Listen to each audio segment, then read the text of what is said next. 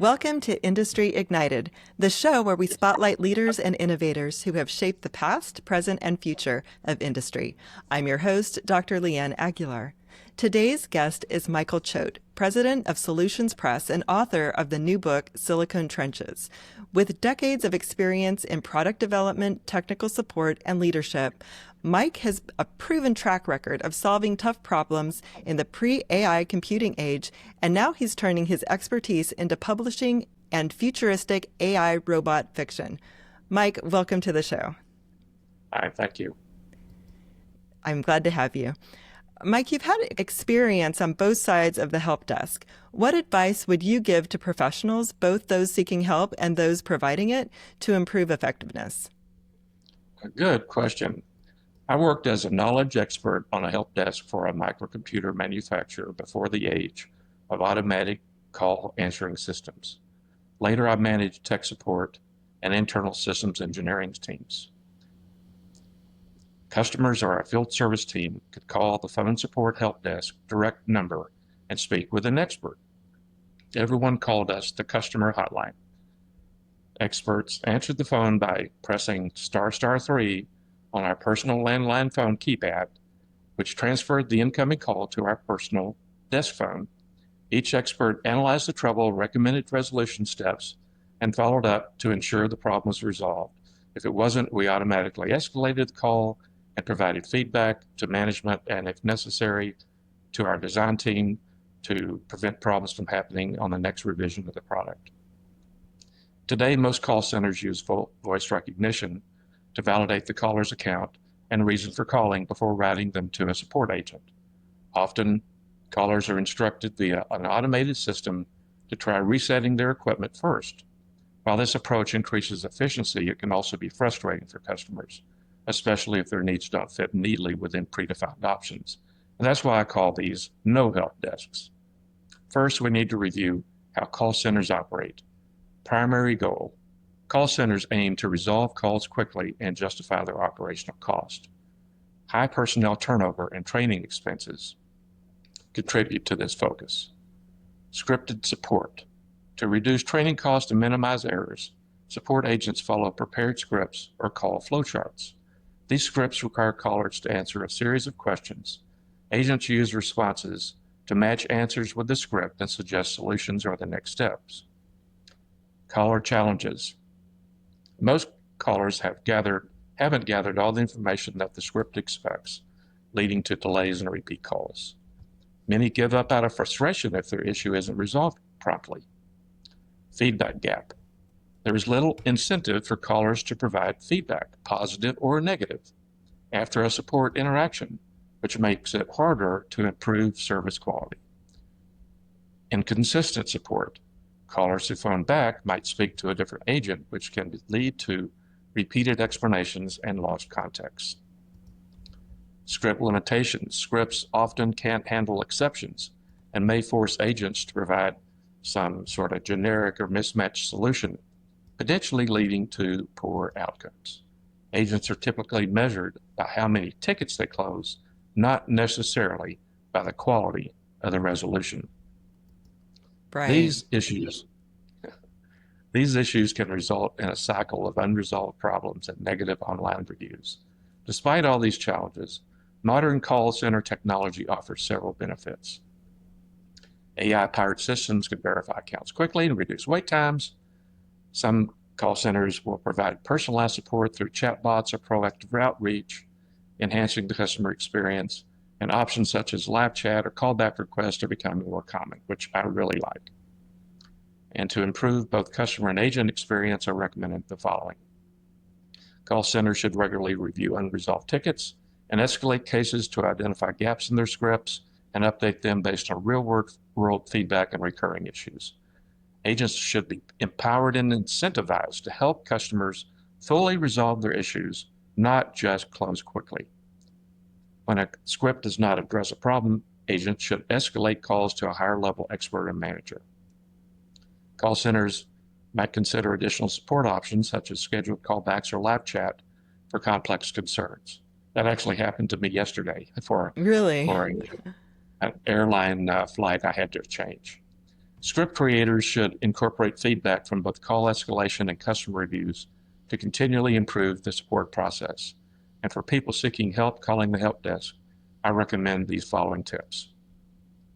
Gather as much relevant information as possible before calling to streamline the support process, such as model numbers, brief history of any changes leading up to the problem, screenshots of error messages, etc., and use specific technology related to your problem so the help desk agent will understand better and do it. And you can also do a quick web search to see if anyone else has had similar problems. And Right.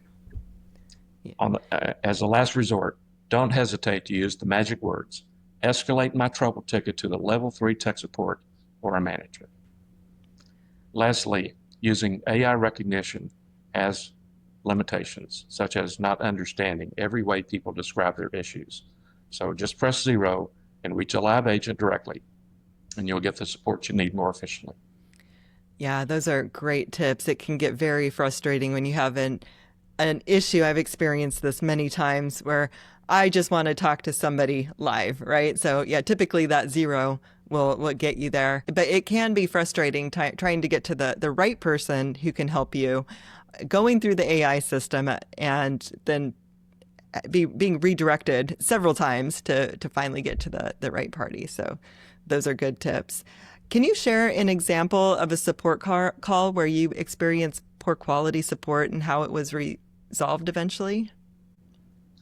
Yeah, about 20 years ago, actually a little bit over 20 years ago, I experienced issues when I was um, exercising some employee stock options, and they were withholding incorrect funds after my year-to-date income had exceeded, the Social Security tax withholding maximum.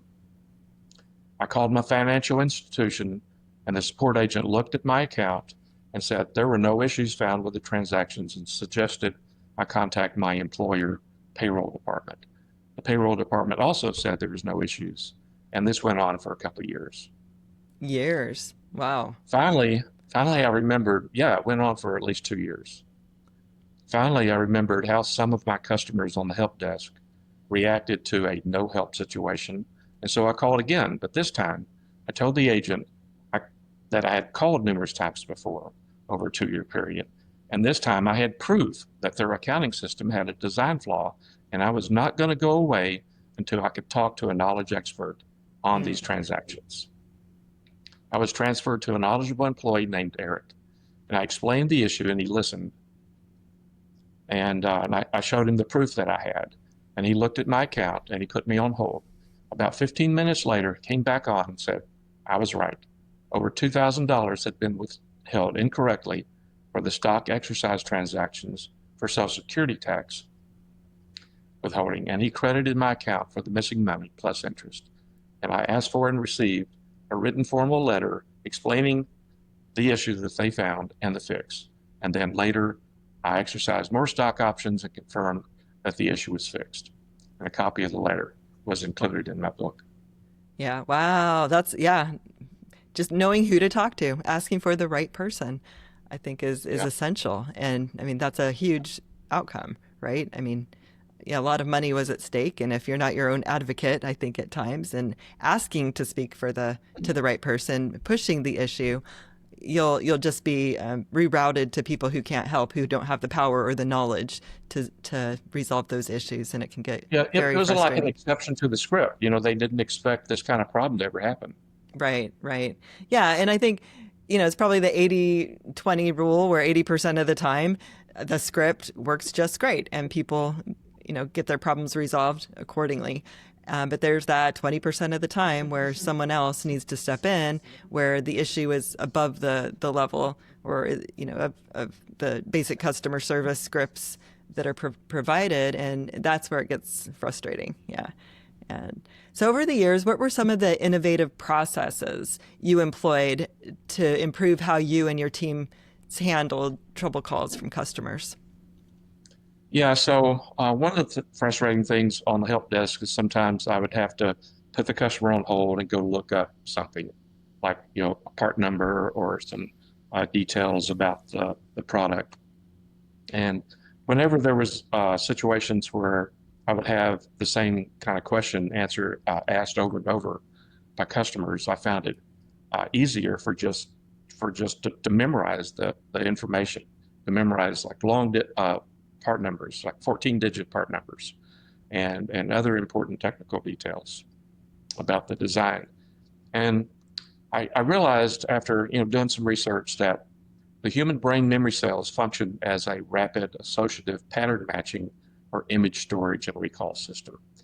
And therefore, I customized the steps I would use to memorize things using 4 steps. I first visualize the word, number, or sound and practice recall. It's kind of like remembering a name. You just say it silently over and over to yourself. And then I would assign a mental label or phrase to that. And then I would prioritize the memory for future recall, like setting an alarm to go off in the future whenever that information would become useful, might be useful. And I would use this to even like when I would set my keys down in a different place in the house where I normally don't set it, so that I would just, tell myself to remember next time I'm looking for my keys, this is where I put it. And so I've never lost my car keys, forgotten appointments, or lost my phone, since I use this in everyday situations also. Huh. Yeah. So you trained yourself how to improve your memory, and with that system of pattern recognition And that made my customer experience or working on the hotline much better for the customers, because they didn't have to be put on hold while I looked up the information. right, you just had it easily accessible right from your memory. Yeah. And the other thing is number two, when a caller comes in, they're kind of nervous, they're kind of panicked, they're worried that they're not going to be able to get to the right agent. So I would reassure the caller that I will help them, or I would find somebody who can. And then I also found that to make the call go go smoother, no surprises, I would kind of survey the customer's knowledge and figure out what level of knowledge do they have, because some people think they know everything, Yeah. and some people are just complete novices with hardly any technical knowledge. Right. And I liked working with the people with a little bit of experience or a complete novice a little bit better, because they listen very well and they can follow step 1, 2, 3, and 4 just exactly the way I told them. But Yeah. the know-it-all, you can't tell them anything. A You lot of already know. resistance because they already know it, right? Then it's Yeah. like, well, why are you calling if you already know it? And sometimes they'll argue with me and or not tell me what they already did prior to calling, just to kind of keep me off balance. And, if you get somebody off balance, it's easier to compel them to do something you want them to do.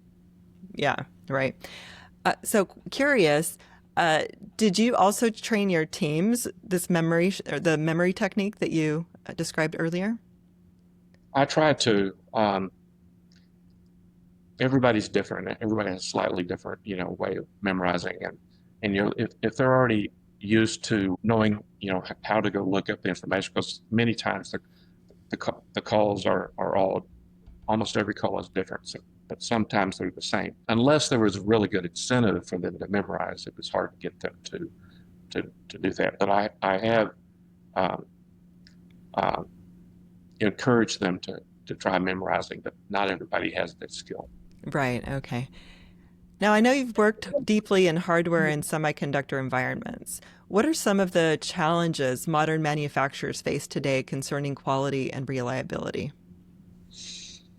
Yeah, so because the technology is becoming a lot more complex, and with billions of circuits in there now instead of millions that we used to have, so I think the biggest challenge is pre-production validation and testing to ensure the product meets specifications. Secondarily, if you do have a problem out in the field with a customer system, it's very important to have the right resources in the lab to reproduce the failure in the failure analysis lab. And let me elaborate a little bit on these two issues. I spent a very large part of my career either directly or indirectly involved with quality and reliability processes.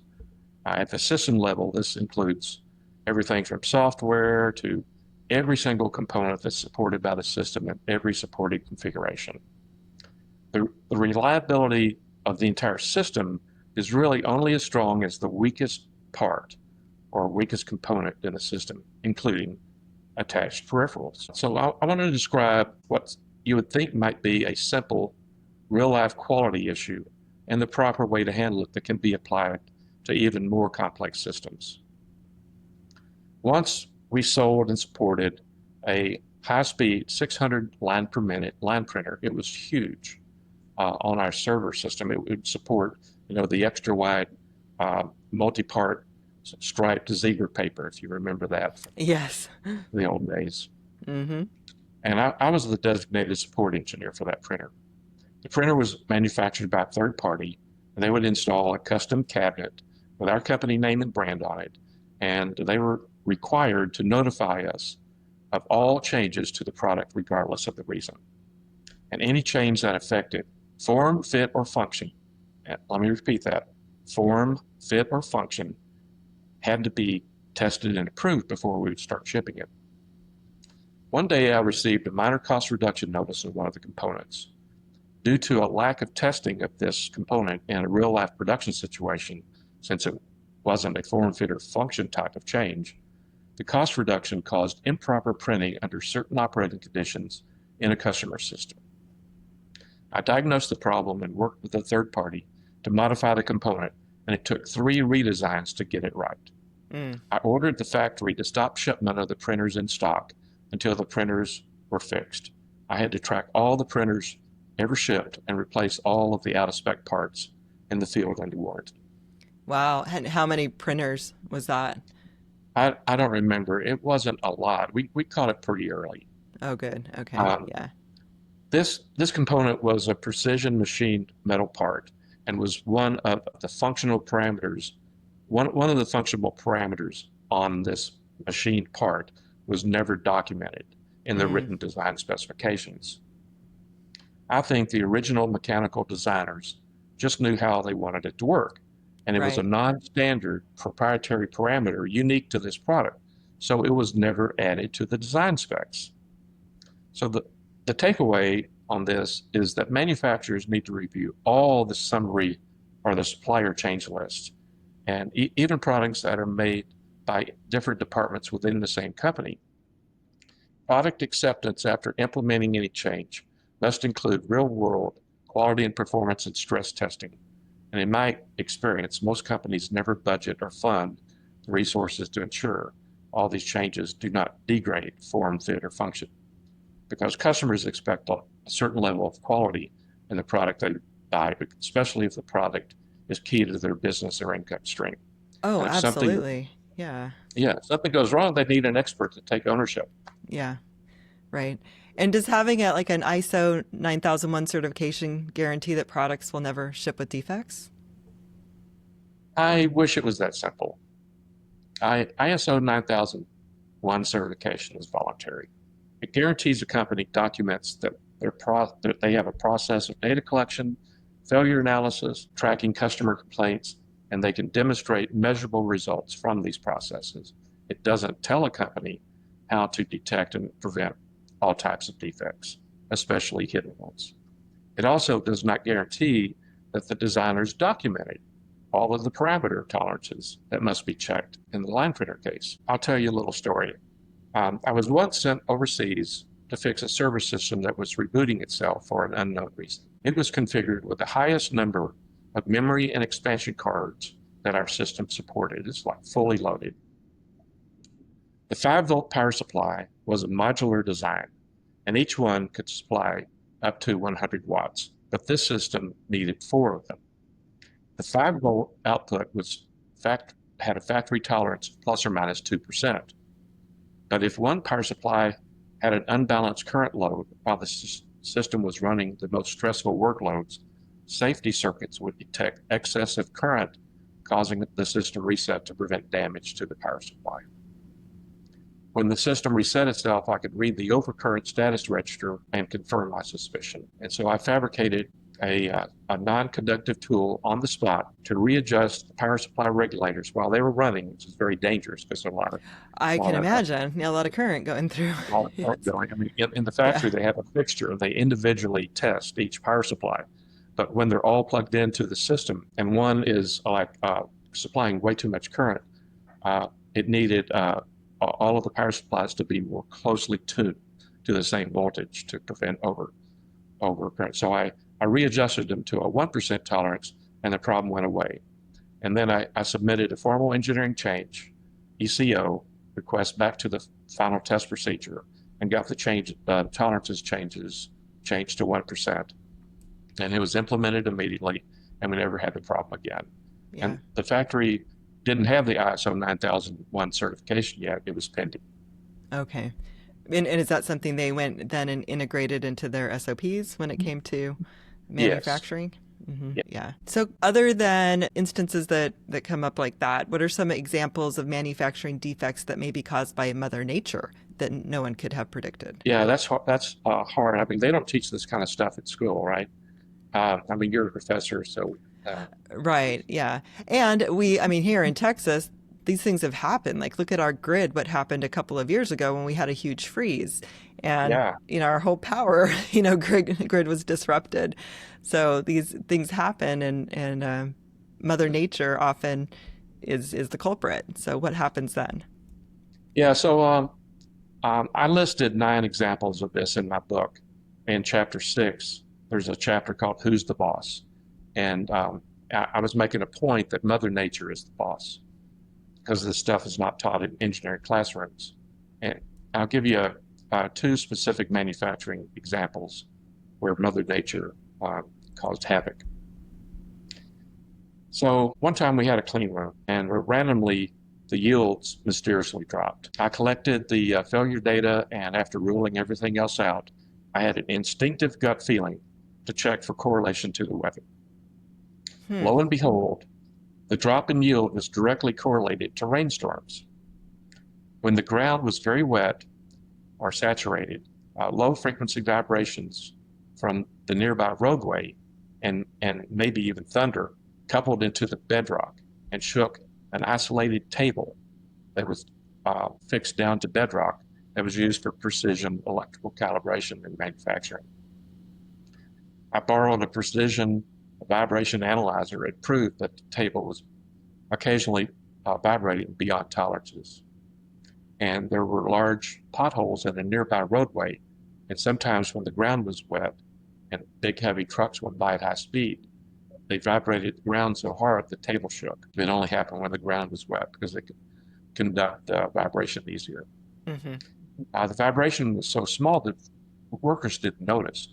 Now, we proved this, and the solution was simple. Just to check if the issue was caused by excessive vibration and just repeat the calibration after the vibration went away, and that fixed the yield issue. Okay. Was that here in Texas? Yes, that was actually in Houston, in Northwest Houston. Okay, interesting. Because I would think things like that, where there's actual seismic activity, would happen more often, perhaps in California or other regions where they do experience, regular seismic activity. Those kinds of considerations would have to be part of the design. Yeah, that's a really good point. I think people take for granted if they've been told by experts, trust the science, right? Yeah. that we've isolated it from the building because the building, for people walking around, is a big source of vibration. So if you go all the way down to bedrock, you're going to eliminate the vibration, at least from the building. But Right. what if the bedrock is vibrating? Right. Right? Exactly.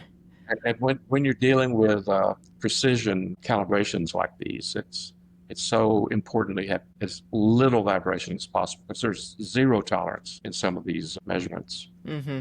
Right. So I got another example. This one's a little different. This involved the design of a printed wiring board, or PCB, used in a PC system.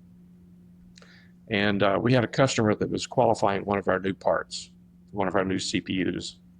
It had some advanced technology that made it have higher performance. And our first customer who was trying to adopt it was doing their qualification test for it. And they found out that after 72 hours, In a thermal chamber, the system operating at high temperature would start getting memory data corruption. Oh, But another brand of CPU they were using did not in the same board, and they asked interesting. for our help in Mm-hmm. diagnosing the root cause. So we put a thermal head on the CPU to see if we could induce the failure, and we could not. So therefore, I had a gut feel that it had to be something else other than the CPU. It's just an indirect thing because the way our CPU worked.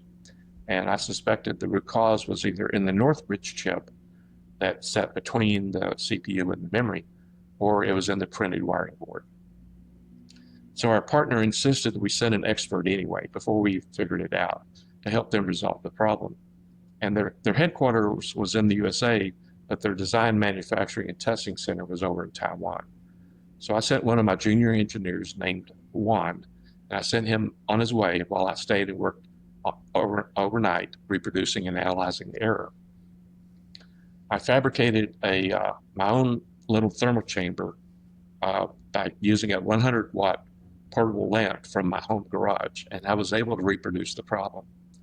I monitored the CPU interface with a protocol analyzer, and I triggered on a compare error, and I confirmed that the read data didn't match the expected data that was written. Whenever two things happened. Number one, the pattern of incorrect data written was during a burst write. Now, the state of the art prior to our new CPU was that when writes were done to memory, they would only write 8 bytes at a time. Mm-hmm. And on our CPU, we would collect the writes into a buffer, and when the buffer was full, we would do all 64 bytes written at a time. And that was what we call a burst write. And when this data within the data pattern comprised worst case ones and zeros switching, that's when the failure occurred. So I analyzed the layers of the printed circuit board. There's different multiple there's layer boards with different copper layers that some for signals and some for power and VSS and ground. And when I looked at it underneath this Northbridge, it's what I would call a Swiss cheese power island effect. And I think I was the first one to come up with that term, Swiss cheese power island.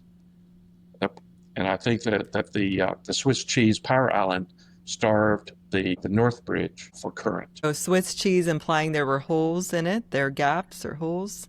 Yeah, there's normally holes between the layers. Like if I have a solid layer of what the VSS, in order to connect the power and signals through that, they have to have like a little opening Okay. where they drill a hole and then they deposit copper in the hole to connect the different layers. Mm-hmm.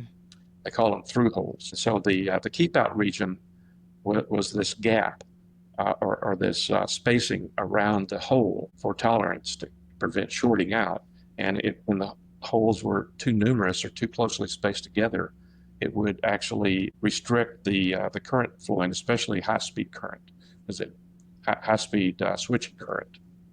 Yeah. And so we proved it by getting them to run some experiments by sticking very, very thin solid wires into the hole and then soldering it and then rerunning the test on boards that had been failing. And sure enough, they stopped failing. And then on a phone call with their designers, we had to rearrange the spacing of the holes in the power layers.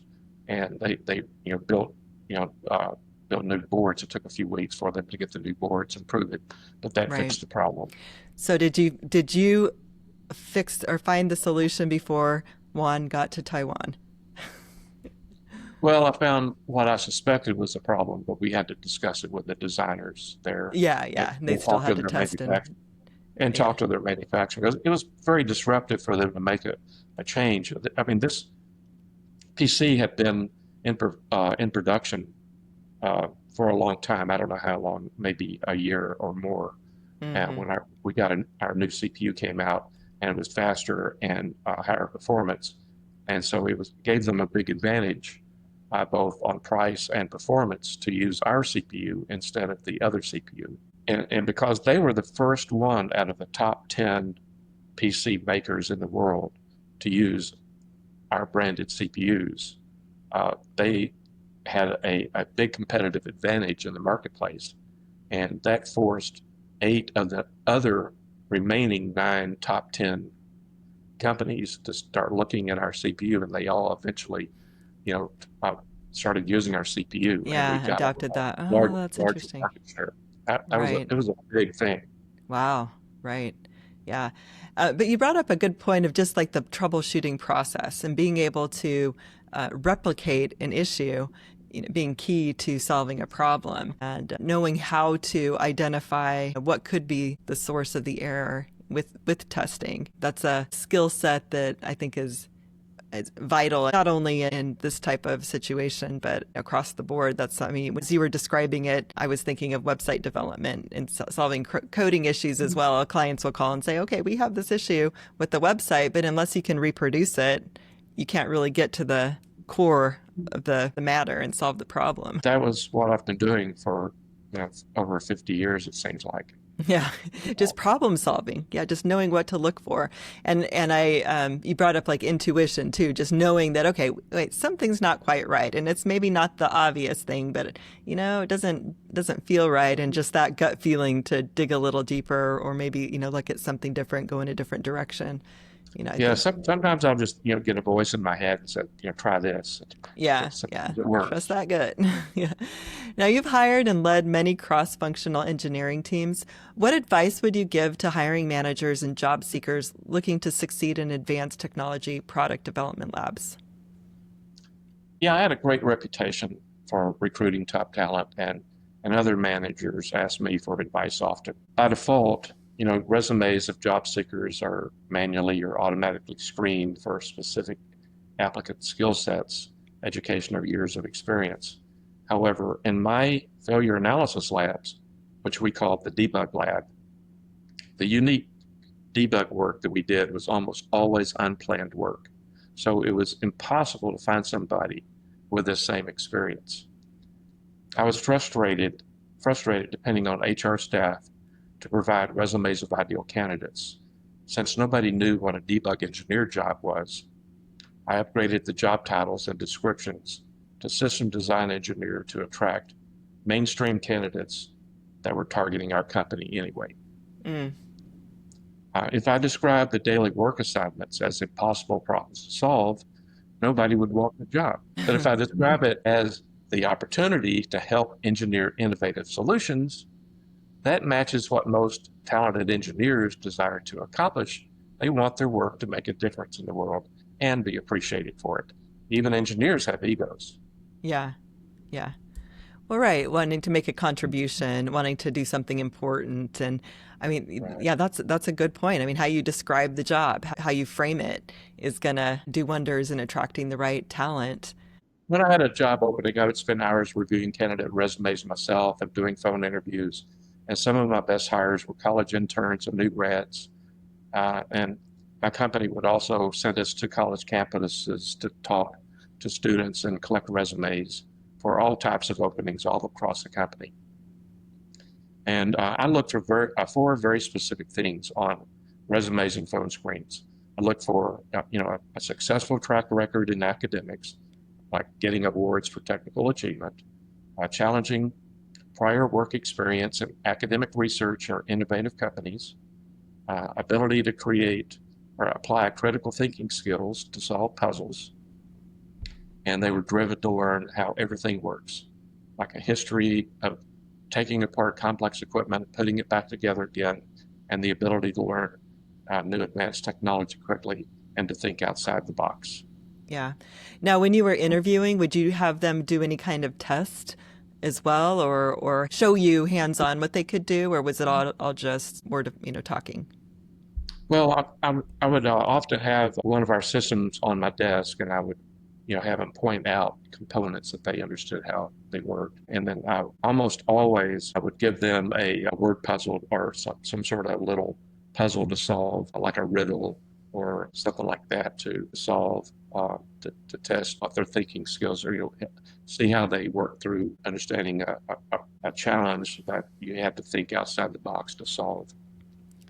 Right. So kind of looking for their approach to solving problems, just their process, like their mental process, and Right. Because that is interesting. I mean, especially when you're looking for employees or who are innovative, who can move things forward, who think outside the box and think of things that haven't been thought of before, right? How do you really identify that? So it's really characteristics as far as how determined they are, right? How they motivated they are perhaps to solve problems, examples of how they've shown motivation and problem solving in the past, how dedicated they are to not giving up until they find the solution. Right. Yeah, The, to the something. determination to find the answer and never give up is key. Yeah, I really right. focused on that. And Yeah. also the absence of a fear of some challenging assignment or fear of making mistakes, the absence of that, uh, Hmm. because they're always going to learn something. Got Right. to be doing something, right? Right. Yeah. Just a courage to handle hard things, to step into and take it on, even though you don't know the answer yet or haven't done it before. I mean, yeah, I can relate it. Even in the early days of HTML and building websites, I would stay up all night, for hours trying to debug something or, figure out what was going on and just to find the solution. And it was usually successful, but it was, I mean, this is before we had, AI and all of the knowledge out there is on the internet and YouTube videos. Back in the day, it did take a lot longer to solve problems. And I think now you can find there's a lot more resources to help you find solutions or at least know where to start and point you in the right direction a lot of times, which is nice. Um, how can engineering students and professionals at any stage practice and strengthen critical thinking skills? Yeah, I've been asked this question often by students when I tell them that I look for critical thinking skills in applicants.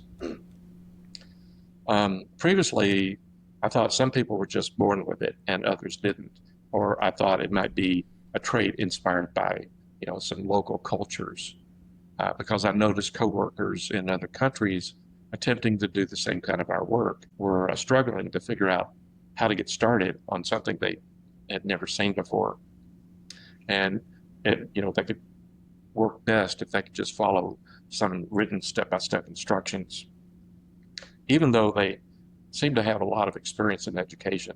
They should have been able to figure it out. But our kind of work that we did typically never came with instructions because we were the first ones to ever see this problem. Or maybe somebody else had already tried everything else and it couldn't make the problem go away. So we had to invent our own processors, and eventually we designed our own advanced tools to analyze data collected. The old way would just use trial and error, but we had to take a more scientific methodology to collecting the data. And then we also had to be extremely knowledgeable of all the changes that had occurred in the past and all the bugs that had been found and supposedly fixed.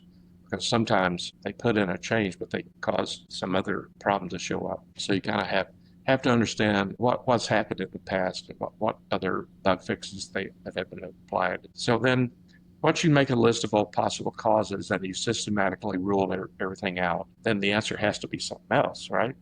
And you can spend days or weeks looking at it and doing the same old thing over and over again. You're just going to get the same bad answer. Right. That's a definition of insanity, right? Doing the same thing over and over again, expecting a different result. Yeah. So we had a way.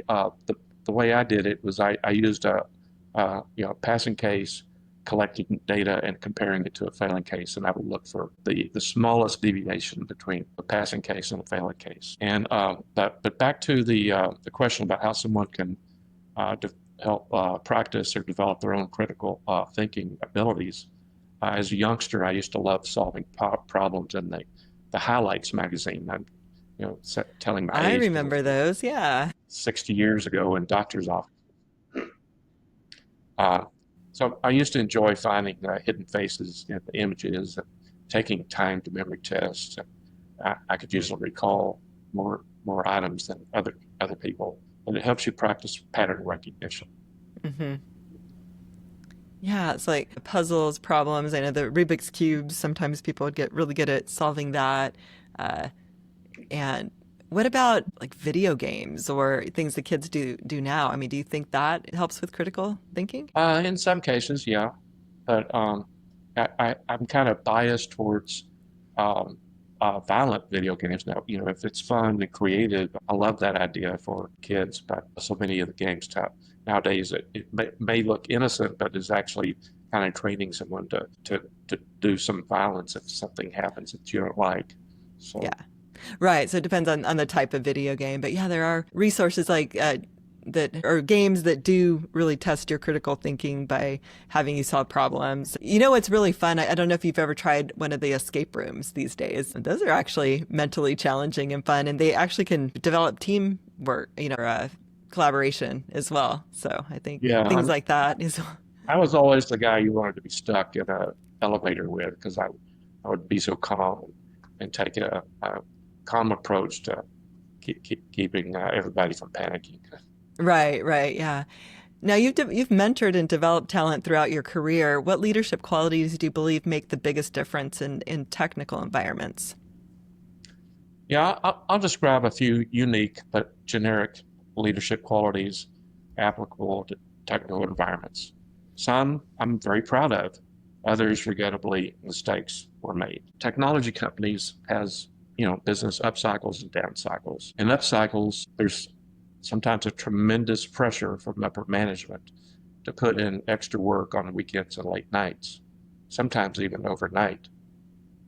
And I always made sure upper management knew the names of individuals on my team that put in extra effort and nominated them for awards or recognition.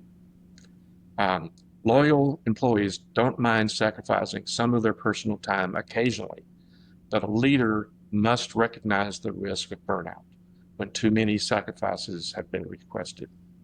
The leader should also make the same sacrifices to set a good example. Nothing worse than a manager asking his team to do something that he or she won't do. Hmm. In down cycles, our periodic merit increases and promotions and our bonuses are sometimes cut or eliminated temporarily, which punishes everyone. I felt high achievers who sacrificed a lot over their prior review period needs to be rewarded. For that reason, I pushed back hard when upper management requested overtime and weekend work when times were tough. And I always granted time off to make up for it. My employees really appreciated it and remained loyal to me and the company. I really became angry when I witnessed any managers getting raises or promotions during these down cycles, or when a Yeah. manager would take credit for a breakthrough without crediting the individuals who heroically worked long hours without compensation. Yeah. Right. I mean, yeah, acknowledging employees. I mean, appreciating them, giving them credit where it's due. And yeah, I agree with you too. And that just what you said about leaders being willing to do what they're expecting their team to do, setting the example, setting the bar, is vital too. I mean, team morale is super important just to the sustainability of a company. Keeping them motivated and inspired is crucial to, yeah, just the environment. I mean, to the culture, company culture, and ultimately the success of the company. Because if you have a high rate of turnover, that's going to increase your bottom line, and that's going to impact the quality of your customer service, the quality of the product, because you're constantly having to replace team members with people who are less experienced. So yeah, keeping your team motivated, inspired, and setting that example is paramount, I think. Yeah. Yeah. One of the best things that I think motivates people is when an executive from the corporation would do a walkthrough, right? And tell people, how important their work is and how much they appreciate it. But the thing I hate the most is when an executive comes in and without any warning and starts micromanaging your team. That I could not stand. And I had a reputation for kicking those executives out of my lab because they were interfering with our work. Right. And it's undermining too, I think, of the leader Yeah. of that team if they go in and do that. I mean, it would make more sense if they do a walkthrough, if they identify problems, then for them to note them down and then separately have a meeting with the manager and say, hey, well, I saw this and that. Tell me about this, and get insight into the situation before micromanaging and assuming things, because sometimes there might be reasons why things are a certain way. And And so instead of just calling them out and demanding change without having information is detrimental. And your employees need to know you have your back. One time I had to go over my manager's head to our senior vice president to get something done. And he called the vice president and said, "You got to do what Mike Choate says." And they did, and it fixed the problem. Sometimes you have to do that. And I actually bet my badge I was right. I was right. But it was because one of my employees, it was a PhD from Russia. He had a degree from Russia, and he escaped over the Iron Curtain. And he was working for me, and I had put him in charge of this important project, and he was able to figure out the problem. And the upper manager that didn't want to implement it was because he had his simulations was saying there was no problem, but there was a problem. The simulation was wrong. And we'd proven that. And so I regret not being able to convince the upper manager that his simulations were bad, because he was so committed to the people that were running those simulations. The product was failing. Right. Yeah. No, it's like you have to stay humble as a leader too, and realize and be willing to admit when something's not working. And it's better to admit something's not working than waste a lot of time and effort and with failure, right? With something that's failing. Now, tell me about your new book, Silicon Trenches. It dives into problem solving in the pre-AI era. What inspired you to write it, and what do you hope readers take away? Oh, thanks. This is my book, Silicon Trenches. It's got a picture of a wise old wizard and a crystal ball, and he's using his supernatural powers to let the universe tell him what's wrong with the computer chips. Young coworkers, employees used to look up to me because of my years of experience and reputation for solving difficult problems. And I would tell them stories about how the old technology worked, and people would insist that I write a book. They were so impressed with my ability to recall incredible details and make it relevant to today's technology. When I was managing my teams, I also had a mission to design self-healing computer systems. I was inspired by the fictional chief engineer Geordi LaForge on the Star Trek Next Generation, who would run a level 3 diagnosis and fix the systems on the Enterprise. So I did pioneer advanced testing technology we added to our systems to increase ultimate visibility into system operation for the purposes of diagnosing malfunctions and pinpoint very specific types of instructions that needed to either be adjusted or to be tuned to higher performance. This is the key takeaway out of my book. I want people to take with them. When you're designing advanced technology, sometimes you don't think about how someone downstream might need to go analyze a malfunction of that circuit, because they if you ask them how many bugs they're going to have after it goes into production, they're always going to say zero, because they're not going to know what they don't know.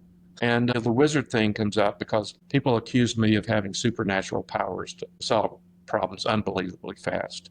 And so I created the cover of this book to represent the use of supernatural powers to deduce the cause of malfunctions. A professor once told me that it's more likely that it's just your experience and kind of having the intuition, recognizing patterns, putting things together, and like the missing link, trying to connect the dots, and is what draws you to come to a realization that something that you don't normally see, or something that's not obvious, is causing the problem. Yeah, right. And I mean, like we talked about at the beginning, just training your brain to memorize and to recognize patterns, and then that later, benefited you as well in solving bigger problems and knowing where to look. Troubleshooting is big key part of that. Just knowing how to troubleshoot, where to look, and solve problems. You're also exploring futuristic AI robot fiction. What excites you most about blending your technical background with creative storytelling? Okay, I just love figuring out how stuff works and how it can be improved. I think I have a very unique view of things, including societal issues. And so I want to write stories that will lead readers to examine the human condition by contrasting with what different possible futures would look like and or feel like from the perspective of both future human characters and robot intelligent observers, as they reflect on what has changed since the year 2030, which we haven't come to yet, but still 5 years away. That's the point at which the story kind of goes back to and reflects on. And I kind of look in my crystal ball and try to figure out what's going to happen with technology and the human experience. Although today, applications are in the process of being developed to solve huge problems with life on Earth now. And I think the future does look very bright and interesting with AI in it. And what would you say, or what do you see as the biggest opportunities, well, and risks when it comes to AI's role in industry and daily life? I'm very concerned about AI being misused to distort reality, violate our privacy, manipulate financial institutions and our money. And I really don't trust government agencies to regulate AI. I'm very concerned about the safety and reliability of our power grids. Compared to space vehicles or public transportation systems, the level of safety and reliability required for public AI systems is microscopic. I think the scale of the rapid race to design and manufacture AI hardware should have been delayed until the microtechnology catches up and is advanced enough to make them compatible with our existing infrastructure. I don't think this is going to end well if energy-saving AI hardware doesn't materialize soon. We could rapidly become overly dependent on AI, and it scares me to think what could happen if AI causes a disastrous power grid meltdown or gets infected with a fast-spreading computer virus that gobbles up the data. Some viruses can actually permanently damage hardware or cause it to catch fire, literally technology ignited. Oh, wow. Yeah. And yeah, there is a rapid race to build all of these huge data centers just to support AI. And it's the development is happening so fast. I think I was talking to somebody yesterday and they were saying within 2 months, every 2 months, it's like basically completely revolutionized and that will just get faster. So every couple of months, there's a big turnover in the amount of information and how things process. And the need for energy is just increasing exponentially. And I mean, I'm also talking to people who are talking about more sustainable ways of delivering energy, but will it catch up to our need for consuming that energy? And right. So it will be interesting to see what happens, right, for sure. And you point out valid concerns when it comes to security, regulations, and what happens, right, if there is a virus or something that we can't control. I mean, we saw it happen in a physical virus with COVID, let's say, but what happens if it's a technology virus, a computer virus, right? Well, yeah. Any final thoughts on that? Final thoughts. A lot of people are like scared-mongering people about computers becoming self-aware and trying to exterminate mankind. I'm not worried about that at all. No, it's just the systems going down, like the danger and the risk in the systems going down. Like you said, something actually catching fire or corruption happening, like a system corruption. Yeah, we're going to get to a point where our lives highly depend on AI, and it's changing rapidly. So if the machine isn't reliable and it goes down or gives us wrong answers, we've lost our own brain power to solve those problems that AI replaced, we could be thrown back into the Stone Ages kind of. Right. So an overdependence on AI. Yeah. Yeah. And I mean, I've even seen that to some extent with my students, let's say, the overdependence on Google for giving answers, solving problems, and not taking the time and effort because it's right there at your fingertips. So instead of thinking about it and problem solving, you just go the easy way, which is looking it up and right. Yeah. So that's counterproductive in that we're not challenging our own brains. We're not developing our own brains. My first semester of college I had to use a slide rule. We didn't have electronic calculators back then. Yeah. So. Yeah. Right. It's harder. It's more rewarding to not take shortcuts and develop out brain power, learning the mathematics, and using a slide rule. Let's say, instead of just a computer. But yeah, good point. And So, Michael, thank you so much for joining me today and sharing your journey from engineering, leadership to author, publisher, your insights into problem solving, quality, and the future technology. They're both practical and inspiring. And before we wrap up, how can listeners connect with you to learn more about your work and your new book, Silicon Trenches? Thank you, Leanne. Yeah, they can reach out to me on LinkedIn. Go to LinkedIn/in/mchoate or I'm sorry, Choatem, Choatem, or they can reach me by email at CPU Whisperer. That's CPUWHISPERER at MIKECTX.com. Thank you. So, yeah, definitely, if you're listening, check out Mike's new book, Silicon Trenches. And to our audience, thank you for tuning in to Industry Ignited. Until next time, stay bold, stay curious, and keep igniting industry.